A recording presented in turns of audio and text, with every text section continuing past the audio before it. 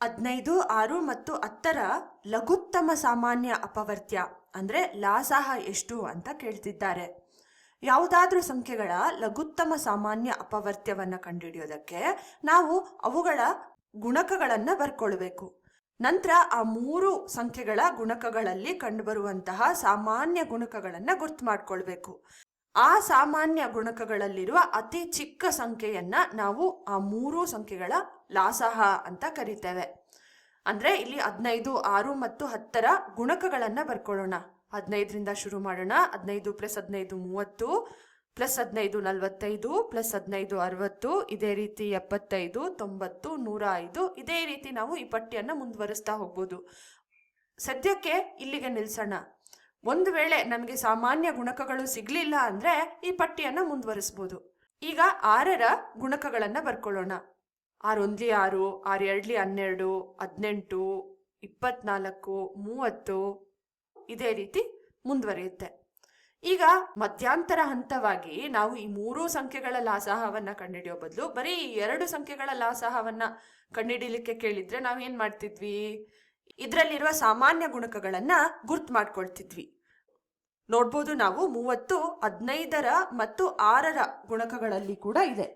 ಇನ್ನು ಅದೇ ರೀತಿ 60 ಕೂಡ 2 ಪಟ್ಟಿಯಲ್ಲಿ ಕಂಡು ಬರ್ತಾ ಇದೆ. ಇನ್ನು ಹಲವಾರು ಸಾಮಾನ್ಯ ಗುಣಕಗಳು ನಮಗೆ ಸಿಗ್ತಾ ಹೋಗ್ಬೋದು ಇದೇ ರೀತಿ. ಆದ್ರೆ ನಮಗೆ ಬೇಕಾಗಿರೋದು ಇದರಲ್ಲಿರುವ ಅತಿ ಚಿಕ್ಕ ಸಂಖ್ಯೆ. ಅಂದ್ರೆ 15 ಮತ್ತು 6ರ ಲಾಸಾಹ ಏನಾಗತ್ತೆ? ಅತಿ ಚಿಕ್ಕ ಸಂಖ್ಯೆ ಬಂದು 30 ಆಗಿರೋದ್ರಿಂದ 30 15 ಮತ್ತು 6ರ ಲಾಸಾಹ ಆಗಿರುತ್ತೆ.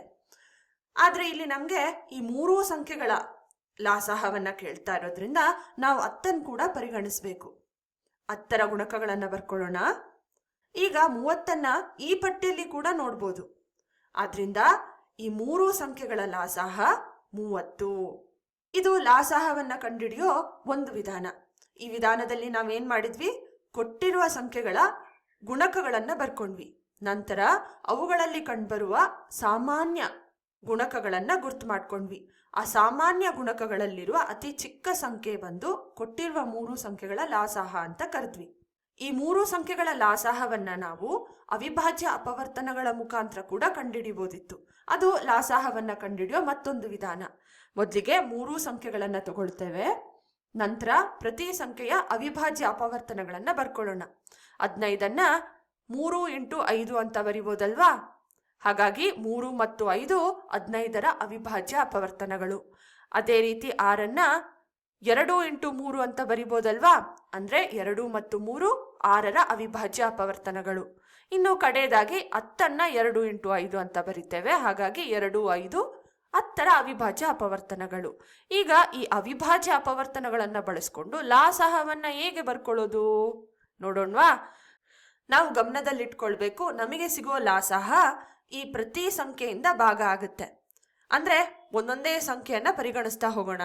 ಮೊದಲಿಗೆ 15ರಿಂದ ಭಾಗ ಆಗಬೇಕು ಅಂದ್ರೆ 3 ಮತ್ತು 5 ಅಪವರ್ತನಗಳಾಗಿ ಇರಲೇಬೇಕು. ಹಾಗಾಗಿ 3 × 5 ಅಂತ ಬರ್ಕೊಳ್ಳೋಣ.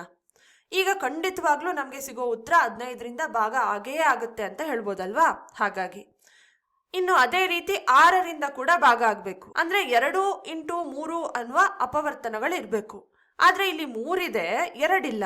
ಆದ್ರಿಂದ ನಾವೇನ್ ಮಾಡೋಣ? 2ನ್ನ ಕೂಡ ಸೇರಿಸ್ಕೊಂಡ್ಬಿಡೋಣ. ಈಗ 2 × 3 × 5 ಇದೆ. ಈಗ ಖಂಡಿತವಾಗ್ಲೂ ನಾವು ಹೇಳ್ಬೋದು ನಮ್ಮ ಲಾಸಾಹ 15ರಿಂದ ಮತ್ತು 6ರಿಂದ ಭಾಗ ಆಗೇ ಆಗುತ್ತೆ ಅಂತೇಳಿ. ಇನ್ನು ಕಡೆಯದಾಗಿ 10ರಿಂದ ಕೂಡ ಭಾಗ ಆಗ್ಬೇಕಲ್ವಾ? ಅಂದ್ರೆ 2 ಮತ್ತು 5 ಅನ್ನುವ ಅಪವರ್ತನಗಳಿರ್ಬೇಕು. ಈಗಾಗ್ಲೇ ನಮ್ಮ ಬಳಿ 2 ಮತ್ತು 5 ಇದೆ. ಅಂದ್ರೆ 10ರಿಂದ ಕೂಡ ಭಾಗ ಆಗತ್ತೆ. ಅಂದ್ರೆ ಈ 3 ಸಂಖ್ಯೆಗಳಿಂದ ಈ ಗುಣಲಬ್ಧ ಭಾಗ ಆಗುತ್ತೆ. ಆದ್ರಿಂದ ಈ ಗುಣಲಬ್ಧವನ್ನ ನಮ್ಮ ಲಾಸಾಹ ಅಂತ ಕರಿತೇವೆ. ಇದು ಬಂದು 30ಕ್ಕೆ ಸಮ. ಅಂದ್ರೆ 15, 6 ಮತ್ತು 10ರ ಲಾಸಾಹ 30. ಈ ರೀತಿ ನಾವು ಅವಿಭಾಜ್ಯ ಅಪವರ್ತನಗಳನ್ನ ಬಳಸ್ಕೊಂಡು ಲಾಸಾಹವನ್ನ ಕಂಡುಹಿಡಿಬಹುದು. ಇಲ್ಲಿ ನೀವು ಲಾಸಾಹವನ್ನ ಕಂಡುಹಿಡಿಯೋ 2 ವಿಧಾನಗಳನ್ನ ಕಲ್ತ್ಕೊಂಡ್ರಲ್ವಾ? ಈ 2 ವಿಧಾನಗಳು ತನ್ನದೇ ಆದ ವೈಶಿಷ್ಟ್ಯತೆಯನ್ನ ಹೊಂದಿದೆ. ಮೊದಲನೇ ವಿಧಾನ ತುಂಬಾ ಸರಳ ಅಂತ ಕಾಣ್ಬೋದು ನಮ್ಗೆ. ಯಾಕೆ ಅಂದ್ರೆ ನಾವು ಹಂತ ಹಂತವಾಗಿ ಮಾಡ್ತಾ ಹೋಗ್ತೇವಲ್ವಾ? ಹಾಗಾಗಿ ಸುಲಭ ಅಂತ ಅನ್ಸೋದು ಸಹಜ. ಆದ್ರೆ 2ನೇ ವಿಧಾನ ಎಂಥ ಸಂದರ್ಭದಲ್ಲಿ ಉಪಯೋಗಕ್ಕೆ ಬರುತ್ತೆ ಗೊತ್ತಾ? ದೊಡ್ಡ ದೊಡ್ಡ ಸಂಖ್ಯೆಗಳಿದ್ದಾಗ. ದೊಡ್ಡ ದೊಡ್ಡ ಸಂಖ್ಯೆಗಳಿದ್ದಾಗ ಮೊದಲನೇ ವಿಧಾನದಲ್ಲಿ ಬಿಡಿಸ್ಲಿಕ್ಕೆ ಹೋದ್ರೆ ಗುಣಕಗಳನ್ನ ಬರ್ಕೊಳ್ಳಿಕ್ಕೆ ತುಂಬಾ ಸಮಯ ಬೇಕಾಗುತ್ತೆ. ಅಂತ ಸಂದರ್ಭದಲ್ಲಿ ಅವಿಭಾಜ್ಯ ಅಪವರ್ತನಗಳ ಮುಖಾಂತರ ಲಾಸಹವನ್ನ ಕಂಡುಹಿಡಿಯೋದು ತುಂಬಾ ಸುಲಭ ಆಗುತ್ತೆ. ಆದ್ರಿಂದ ಈ ಎರಡೂ ವಿಧಾನಗಳು ಲಾಸಹವನ್ನ ಕಂಡುಹಿಡಿಯೋದ್ರಲ್ಲಿ ಪ್ರಮುಖ ಪಾತ್ರವನ್ನ ವಹಿಸುತ್ತೆ.